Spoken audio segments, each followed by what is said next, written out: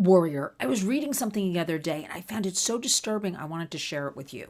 You may have seen it, maybe you haven't, but before we start, please hit the like button. Please subscribe because I just looked at the analytics for our Lynn's Warriors channel and it tells me that 79% of you that watch our videos are not subscribed to the channel. Now remember, it's free. So just please subscribe. Help us with the algorithms that we are constantly fighting because of the subject matters we talk about most of the time. They're not welcome. Let's just put it that way. But I was reading something and it was regarding Gen Z and the cognitive trends. And recent studies are telling us that Gen Z is the first generation in modern history, so in our lifetime, in our grandparents' lifetime, everything we have in history, to show lower than average IQ and cognitive scores, including literacy and mathematics, sustained attention, compared to previous generations. So again, Gen Z is the first generation. I'm going to repeat it in during our lifetime that's showing, it's not smarter. We've always seen the next generation smarter than the past generation, just because of technological advances, just because the way of the world. But let's talk about this because some of the key findings, we have to point always to well-vetted studies. And there's a Dr. Horvath, and he did this study coming out of MIT. And it's based on also mathematics, I mentioned that, and literacy. But we have to connect Gen Z. Let's point out the reality. Has also been the generation that has been thrown into big tech. They were born into this big tech bubble. I don't blame anybody 30 and under. It wasn't their fault, right? It was just they were the guinea pigs. So this increased screen time and the reliance on technology for learning as the schools went full force into it, with weaker attention spans, memory, and cognitive functioning delayed, and again, reliant on machines. It's nobody's fault, but I dare say big tech. We now know in 2026, we just had the 2 court cases in New Mexico and California proving product design features that are faulty, knowingly harming kids. We say kids, that's what we focus on at the Warriors, but this goes for all of us, knowingly harming children, okay, and teens. And also in New Mexico, consumer protection laws that they allow these big tech platforms, predators on the platforms with kids. So we have to make the correlation. We have to make the connection that the advent of all of this big tech, which now we know harms children. We have plenty of doctors coming forward, plenty of parents, plenty of kids themselves, organizations, whatever you want to say. Some great people in the government, even though you might not think so, fighting so hard because so many of them are so tough about this. They're all about themselves, but we'll leave that for another program. Fighting for our children. But, this neuroscientist that I mentioned, Dr. Horvath, argues that while not necessarily dumber, this is the key. The generation is less cognitively capable in traditional metrics due to the brain's struggle to effectively process information from rapid, fragmented digital content. Remember, TikTok, Snapchat disappears after 10 seconds, on to the next, TikTok, on. The kids don't like something, on. I call it the swipe generation, just bored. That is the cognitive decline.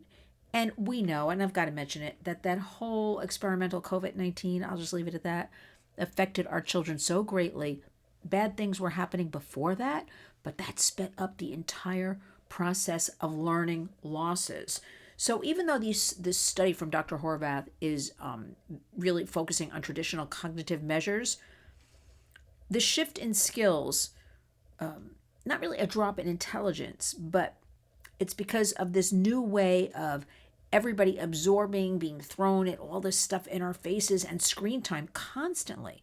People don't focus. I think we all know that. So what are we going to do about this? I am a broken record here at the Warriors, and what we teach, what we go into schools and community groups and places of worship, women's clubs, anywhere that'll have us, is we live in a digital world, not going away. Let's deal with the reality, the here and now. Forget about how we grew up, or what we did 10, 20, 30 years ago, because if I hear one more argument, well, when I was a child, doesn't matter. Throw it out the window. That thinking cannot be helpful. We're here. We are going to put down the devices, all of us, including adults. I just switched fairly recently to a watch because I noticed I was checking my phone so many times a day just to look at the time. So now I'm back to my old watch and I'm quite happy because I'll leave the phone, in the bag when I'm out walking, going to and from meetings, which is where I usually check the time, and I'm taking out the phone and holding on to it and rushing about. But now I got a watch. So it's back to, there's nothing really new. Pendulum swinging back, so I'm wearing the watch. It's just a little trick. Also, no devices in the bedrooms at night, right? Kids need their sleep. We all need our sleep. Turn them off. Collect those devices. No. The kids may kick and scream, but I work with plenty of families that are very happy when they do this. And after that 2-week period of, it's truly kind of addiction withdrawal, right? Everybody is sleeping more soundly. It's okay. The next thing is in many of the schools across the United States, we now have bell-to-bell, different phone programs where phone-free schools, bell-to-bell here in New York City, where I am in New York State, is from the time the kids enter the school until the time they get out, no phones, locked away in these pouches. Some schools you can carry them and use them, at recess. You can use them at lunchtime, use them between classes.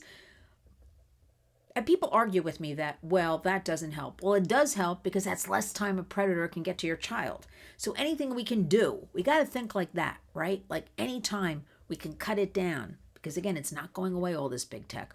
That's what we're going to do. And the next thing is you got to talk to your kids open and honestly.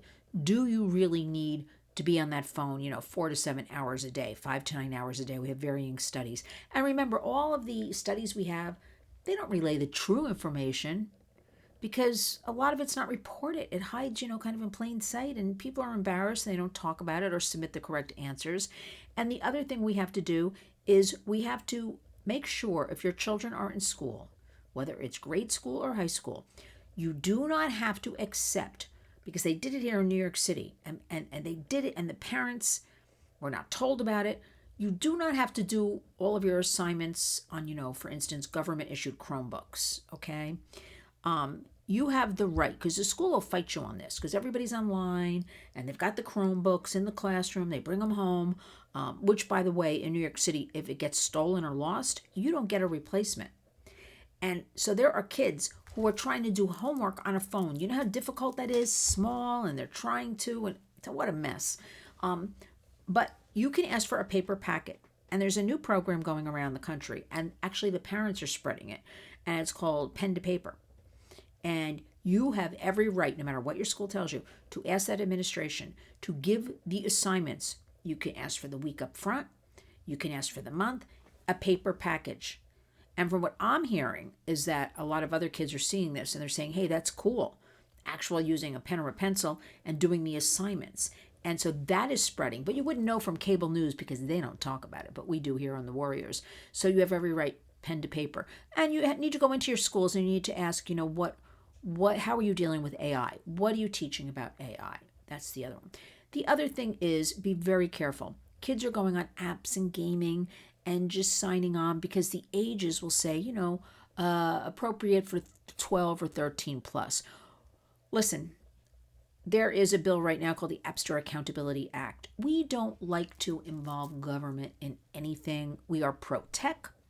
We don't want to stop innovation. But we do want to have healthy innovation. We do want to have innovation that puts our kids at the forefront and our families at the forefront. Not, big tech is going to direct us. More like we're going to be the ones directing big tech. At least that's the way it should work. And that's what we're fighting for here at the Warriors. But we know in testing over 200 apps and games and things like that, the ages, it's about 75% are the wrong ages. For instance, it will say, okay, for ages 8 and up, and it will have sexual content or dialogue in it. Horrendous. So there's all these little tips that are free. You just have to know about them. You just have to, employ them, right? Launch them in your own house, in your own phones. Do it for yourself. I recently cleaned off my phone from some apps I never use. Why do I need them on my phone? Okay. Also, be very careful. Change passwords frequently. Really aim for, now that the weather around the country is getting better in many places, in getting outside with nature. I'm not kidding. Go for a walk in the park. Bring that dog for an extra long walk. Wrap that baby up and put them in the stroller. Get out there. Get around people. Get around the trees and the flowers. Hear the birds, depending where you live. And, I was recently in California. And it was such a joy that, because of the time, I'm used to New York time, right? So getting up in New York is usually by 4 a.m. at least, okay? If not earlier, to start working, right? But there's a time difference in California. So I would there get up around 5 a.m. No, I would get up around 3 or 4 a.m., excuse me, thinking. So it would already be a few hours ahead in New York, right? Because I'm starting to work. And then as the sun would come up a few hours later in California, I noticed, wow, there's so many birds out there singing, making noise, tweeting, whatever you want to call it. It was so therapeutic that I would go and open the door and I would just want to listen as the sun came up to all these birds talking to each other. So we can find this no matter where we live. Those few minutes a day to relax our minds, take it all in, step out for just a couple of minutes. But listen, it starts with us. This is our America. I want to say 2026. Let's make up our minds no matter what's going on, and a lot's going on.